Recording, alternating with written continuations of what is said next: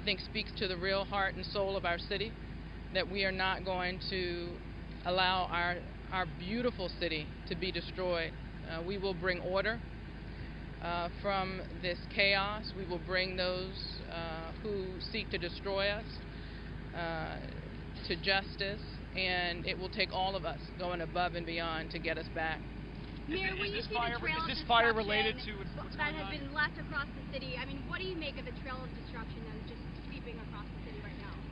It is extremely heartbreaking for someone who, you know, I'm born and raised in Baltimore. My parents are born and raised here. We know how hard people work to be able to have the city that we know and love, and to watch a group of criminals go through our city with an intent to destroy. What does that solve? You don't get justice for that. What does it solve? You know, why should those individuals who fought to get those jobs at CVS, you know, now they have, you know, what are they going to do for the people who fought so hard to get that resource there, so the community could be served and have a good place to get a pharmacy and things that they need? How is the looting going to help them?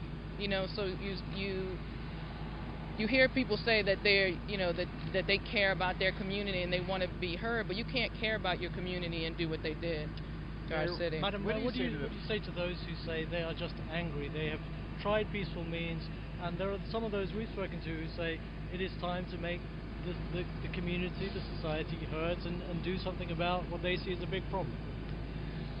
I understand anger, but what we're seeing isn't anger, it's destruction of a community. The same community they say they care about, they're destroying.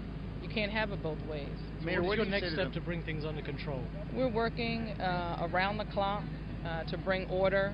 That's why, you know, I spent a big portion of the day working to assemble additional resources so we could bring calm to the city.